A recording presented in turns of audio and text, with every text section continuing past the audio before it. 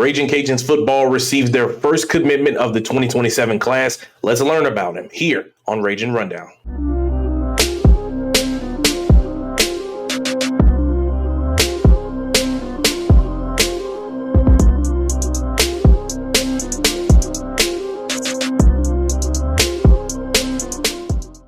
What's good, ladies and gentlemen, and welcome into another episode of Ragin Rundown, the show where you will know all things UL athletics. I'm your guy, Jamarcus Fitzpatrick, but you can always call me Fitz. And in today's episode, we are talking football right now as the Ragin Cajuns are in spring football practices. They are through 3 of their 15 available practices, but here on Sunday, it is March the 22nd. I'm recording this episode at 8:17 p.m., and on Sunday, I saw a notification come across my phone that UL had received their first commitment of the 2027 class. I'm more than positive that this is the first commit because I haven't seen anyone else announce a verbal commit on social media. And it's a big one. It's from a position that the Cajuns lean on heavily offensively. And so I did some digging on this player, and obviously, it's going to be huge to add him to the fold. So just setting the stage early on, the Cajuns, obviously the 2026 class is complete. You have some guys already on campus that you're working with through spring practice. And so now your focus shifts to the next season.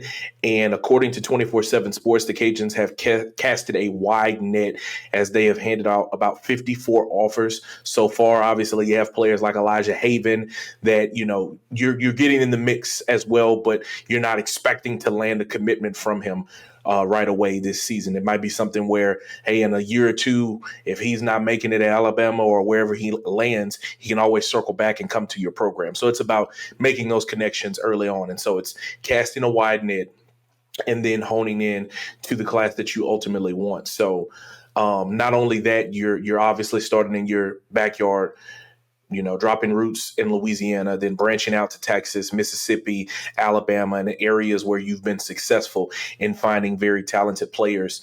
And so they've been able to do that. And the first commit that they receive is Bryce Coleman, who is a tight end / wide receiver.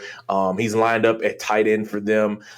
He's been utilized at wide receiver a couple of times as well. Bryce Coleman out of Shadow Creek High School in Pearland, Texas, which is that Houston area.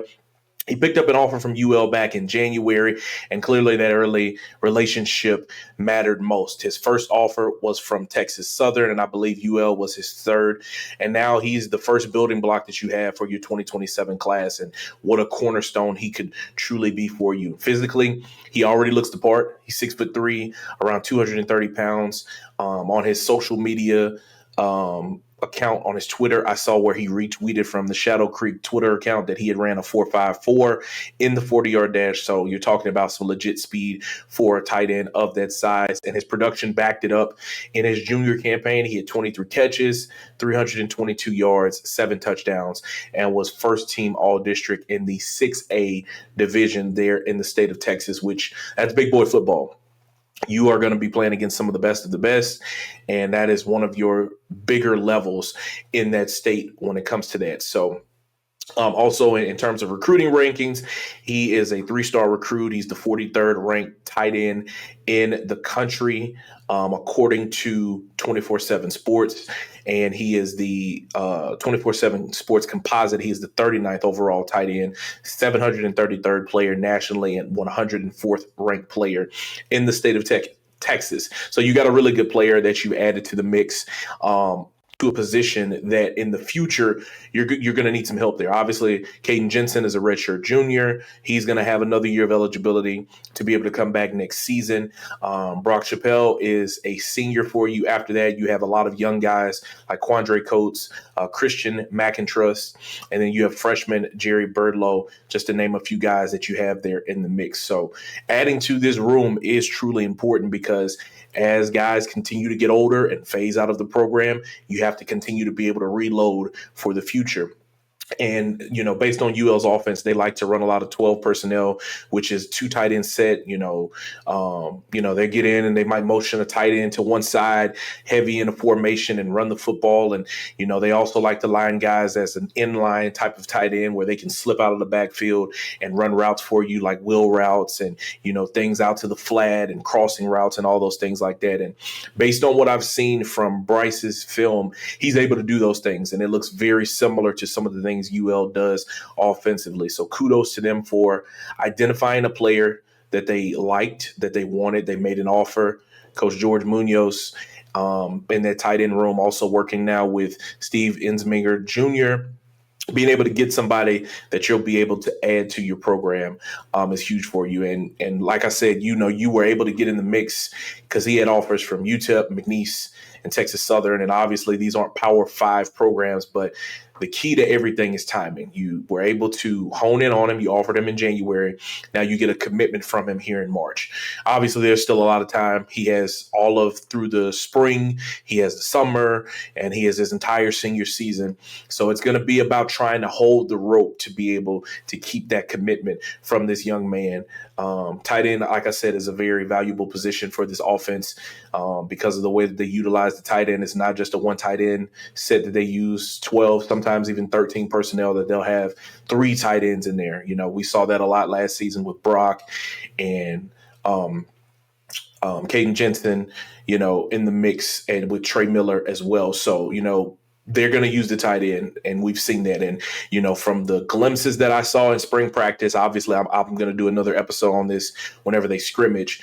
They're going to throw it to the tight end. And that's a really huge aspect, especially when you have a 6'5", 260-pounder like Caden Jensen, someone that is a leader on your team and that is spearheading that room as well. Also, by you getting this commitment, you continue to build that pipeline for you that you have there in the state of Texas, Shadow Creek. You're planting a flag there saying, hey, if you are a talented player here, we'll identify you and you work with what we want to do in our program.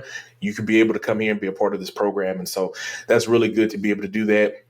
So now you build on that momentum, and now you're able to add to your class early as things are kicking off through your 2027 vision of what your team will be like in the future. So you kind of looking at what you have and evaluating now while also planning for the future with this 2027 class. And they're able to do that with a kid like Bryce Coleman, who's very productive from them from the tight end room. So congratulations to that young man on his decision.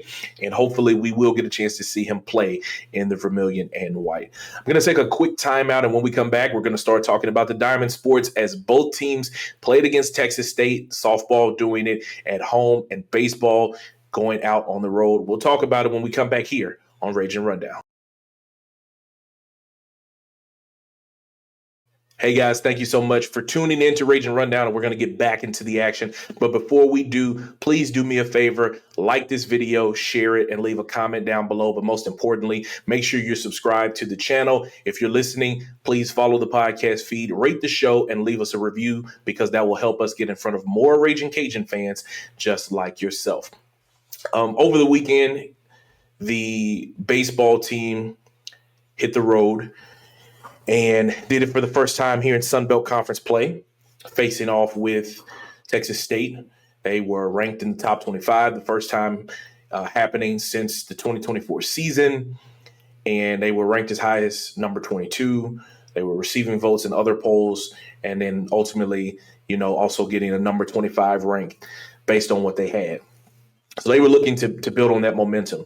That's something huge to get. You'd already gotten a midweek victory earlier in the week, and now you are here in conference play trying to build off of it, like we talked about, having that target on your back and trying to handle business. But ultimately that didn't happen, as the Cajuns would be swept for the first time and would lose the series. And there were a lot of things that went wrong for them in this series, so we'll go back over it and talk about it. You go into San Marcos, playing Texas State for the final time as they are members of the Sun Belt before they head off to the Pac-12, and they hand you a loss. So let's start with Friday night. Honestly, this one really hurts the most because UL handled the game for a majority of it. Sawyer Pruitt, once again, gives you great work on a Friday night. This kid has been phenomenal in his freshman campaign. He goes 7 shutout innings, 3 hits allowed, 8 strikeouts, had incredible command. But ultimately, you get there to the 8th inning, you hold Texas State scoreless all night, and then the back end of your bullpen is not able to hold up. They load the bases, and Jacquay Stewart hits a grand slam. And now instead of having a 1-0 lead, that turns into a 4-1 loss. Offensively, it has kind of been an area of concern for the Cajuns as, like we've talked about before, defense is their calling card, and they're not probably going to be in a lot of games where they're going to score 8, 9, 10, 11 runs. And that was a theme that happened throughout this series, right? So in game 1, you only had 5 total hits. You struck out 11 times, and you scored your lone run there in the 8th inning. So even with an elite starting pitching performance from Pruitt, the lack of offense and then the bullpen performance ultimately led to the loss in this one, and that was a huge missed opportunity. So now you're down 1-0. Saturday is a must-win because now that gives you an opportunity to have the rubber match on Sunday. And early on, it looked like UL was going to be able to respond. They jump out to a lead. Drew Marco hits a 2-run homer. They get production from Leamade and Rigoberto Hernandez, and they take a 4-3 lead going into those middle innings. But once again, the middle to late innings were where things fell apart. Texas State answers with 3 runs in the 5th, 1 run in the 6th, and then they put it away with 4 runs in the 7th, and they're able to take the 11-4 victory, and they take the series. Rashawn Galloway from them was phenomenal. He had 3 hits, 2 home runs, 6 RBI, and he single-handedly flipped the momentum not once but twice in the game. And defensively, UL had some struggles themselves. They had 3 errors and multiple unearned runs throughout this one. So, again, late pitching, cracks happening, your defense slipping up, and the opponents capitalizing and having big innings is ultimately what led to you losing that game and in this series. So now you're going into Sunday. You've lost the series, but now you're trying to not be swept, gain some dignity, and go about your way because now, you're losing this series and potentially having a sweep. That's going to affect how your RPI looks and also how things look for you in your top 25 ranking. So Sunday, you're trying to salvage things. You do a little bit different things in the lineup with like Josh Lim coming in and all of those things like that. But Texas State just came out swinging. They scored 3 runs in the 2nd, 5 in the 3rd, 3 more in the 4th, 4 in the 5th. They had 15 runs through 5 innings. They run rule you 16-6 in 7 innings. And this one was defined by the long ball. Texas State launched multiple bombs over the yard. Manny Salas had 4 hits, 4 RBI, and a homer. Dawson Park had 2 home runs and 3 RBI. Ethan Ferris had 2 home runs and 4 RBI. It was just a full-on offensive explosion for the Bobcats. Louisiana pitching staff, they couldn't get it done. The starter would give up 11 runs in 3 innings. The bullpen continued to struggle with command and damage control in instances like that.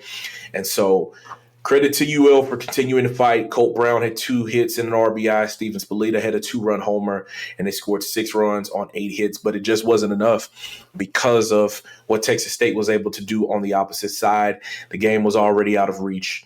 And so from this series, you have some concerns out of what the back end of your bullpen can look like. And even some in your weekend starts there on Sunday of how can you be able to slam the door shut? How can you finish? I've asked head coach Matt Diggs multiple times about this team having great response rate. And up until this point, they were really good at it. A team scores a run, they come back in the bottom half of the frame. In home games, they score 2 or 3 runs. The team comes out and scores a 2-run homer, and then they go 3 scoreless innings afterwards because of great pitching. And this was not one of those moments because of the way that you're pitching to handle things. You had late game collapses there in game 1 and 2, and you just couldn't stop their momentum there on Sunday. Obviously, also offensively, things are continuing to look inconsistent. You had 1 run in game 1, 4 runs in game 2, and then those 6 runs were in a game that didn't even matter at that point because you were already too far in a hole. You had some defensive lapses in there with errors leading to the run scored there on Saturday, and then just allowing them to have big innings and not being able to stop the bleeding. So those are some of the things that you're going to have to clean up, and you're going to have to be able to answer quickly and turn things around, because now this week coming up, you have a 4-game week as you will come back to the T. You'll play Southeastern on Tuesday night at 6, and then you have a 3-game series against ULM Friday, Saturday, Sunday, 6, 2, and 1. Currently in the Sun Belt standings, we are looking at, if I can get it pulled up, because I was just looking at it a few seconds ago. Currently, ULM is 4-2 in the conference, which is third in the standings. They're 14-11 overall, and you are 2-4 in conference play, which is third. There's a log jam there of 1, 2, 3, 4, 5, 6 teams at 3-3, and then you there at 2-4, tied with App State, Georgia State, and Old Dominion. So you've got to respond.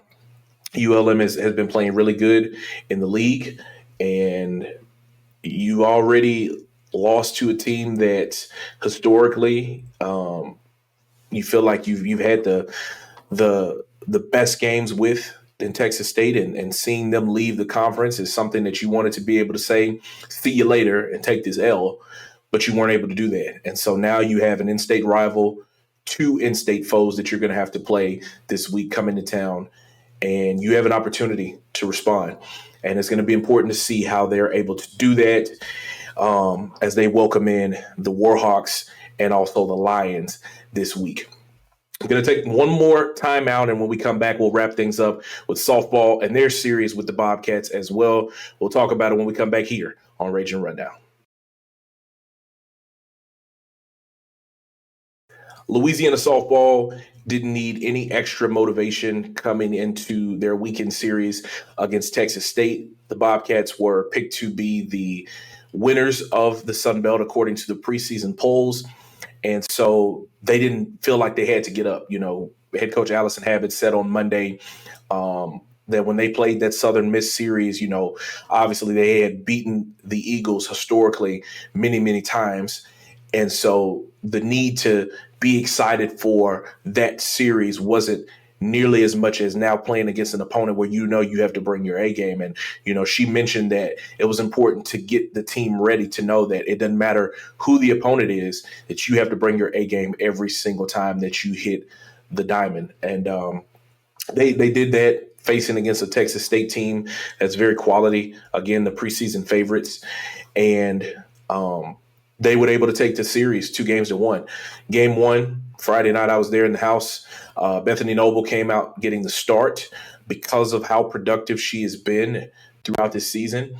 And things got shaky early. The Cajuns loaded the bases, and Bethany drew a bases-loaded walk. And immediately Coach Habits went and got her. And I was honestly shocked. And, you know, after the game, she mentioned that, you know, with something like that happening, you know, they felt that maybe something was wrong. And so they immediately and they went and got her. And in comes Sage Hoover. She's in a huge moment. You're down 1-0 already. Your bases are loaded. She slams the door shut. And then she completely goes and has a dominant performance and takes over. She goes 6 in the third inning, giving up just 3 hits, no runs, no walks, 5 strikeouts. It was just absolutely dealing in the game. The outing completely flipped the game because now, you know, offensively, as you're trying to come along and get that spark going, if you know that your pitcher is dealing on the other side, you almost feel a little bit of confidence saying, hey, if we can't get it done right now, we can eventually find that spark in the 5th or the 6th, as long as she keeps pitching the way that she is. And then they were able to stay patient, and then they delivered when it mattered most. Lily Knox tied the game with their solo home run, her 3rd of the season. And then in the 5th, the small ball set the table for them to be able to eventually take the lead. Deja Williams gets on. They get back-to-back bunts to advance her to 3rd. And then Brooke Otto comes up with a clutch RBI double and makes it 2-1. Cajuns take the game 2-1. They improve to 17-1 when they out-hit their opponents. So that was a tone setter for the series. And then you had Saturday where you had the opportunity to be able to go ahead and win the series. But Texas State flip the script. They jump out early. They build a 4-0 lead through 4 innings. But the key here is only one of those runs were earned. The Cajuns committed 4 errors, which was a season high, and that ended up being the difference in the game. So give credit to the pitching staff after all of that happened. Bethany Noble worked out some trouble. She escaped a bases loaded jam. Julianne Tipton comes in and throws 2 2/3 scoreless innings. So even with the mistakes, they were in striking distance and they had an opportunity to be able to try to come back and win the game. In the 7th, they finally break through. Michaela Ferguson gets a single, and then Lillian Soto steps up and crushes a 2-run homer to center. That makes it 4-2. Lamson is rocking at that point. The momentum has swung, but then Texas State comes back, slams the door shut, and they're able to take game 2 4-2 and ultimately set up a rubber match to determine the series. So it all came down to Sunday, winner takes all, and the Cajuns, they responded in a big way. It was about execution. It was about toughness and ultimately bouncing back. Again, that response that we've always talked about.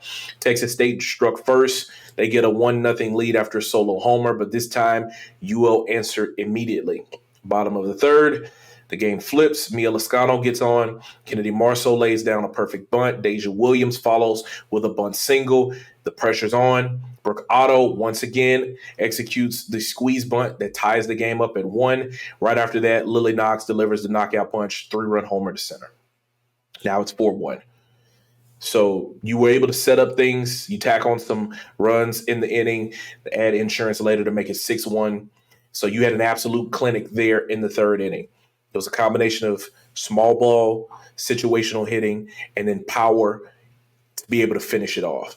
And that is the whole purpose or the whole style of this offense with what they have in the lineup. They have players like a Deja Williams that can get on. And then they have players like a Lily Knox and a Brooke Otto and a Kennedy Marceau and a Haley Hart. And the list goes on and on and on, who can step up and say, hey, you need me to get a 2-run double? Here I go. Hey, you need me to hit a 3-run homer? Here I go. And that's important. That's exactly what this program is built on. At the plate, Haley Hart goes a perfect 3 for 3, 2 doubles. Lily Knox drives in 3 runs. The Cajuns rack up 10 hits, half for extra bases. And in the circle, once again, Sage Hoover. This time she goes a complete game. So she goes 6 1/3 on Friday night. She gets a day of rest. She comes back on Sunday and goes a complete game, 7 innings, 1 run. She works through traffic late, slams the door shut. So over the entire series, she pitches 13 1/3 innings, just 1 run earned, and has an 0.53 ERA. Dominant. And we saw glimpses of what she could be as the season would progress. The way that she played and went the distance against LSU. She talked about it on Friday night of, having great conditioning and feeling like at any moment she could be able to pitch as long as she needed to. And here you are. Right now you're feeling confident in Bethany Noble and Sage Hoover. And you're working to get the back end of those ladies to help you in your bullpen. Bailey Mackles obviously is a cornerstone piece to what you're going to have in the future. And then Julianne Tipton as a transfer as well. But right now you're counting heavily on Sage Hoover with the way that she's pitching and Bethany Noble to be able to work you through in big situations. So this series, once again, tells us a lot about this team. When they pitch well and they play clean, they win the game. When they make mistakes defensively, it costs them. But like I talked about, they were able to respond. After a sloppy game 2, they came back on Sunday. They were disciplined. They executed. They had energy. And they continued to have dominance over Texas State. Now 12 straight Sun Belt Series wins over the Bobcats. And so now up next, they are back in conference play once again. But first they'll have a midweek matchup against McNeese, and then they hit the road against ULM. So both Diamond Sport teams playing against the Warhawks, one at home and one on the road. But like I said, man, if Sage Hoover keeps pitching like this and the offense keeps executing like they did on Sunday, like we talked about in a previous episode that you can go and check out, this team is going to be really, really dangerous. And we'll be keeping our eyes on it to see how things unfold for the Ragin Cajuns softball and baseball team. So Ragin Cajuns football gets a huge commitment from tight end Bryce Coleman out of Pearland, Texas, there in forgetting his school name in Shadow Creek.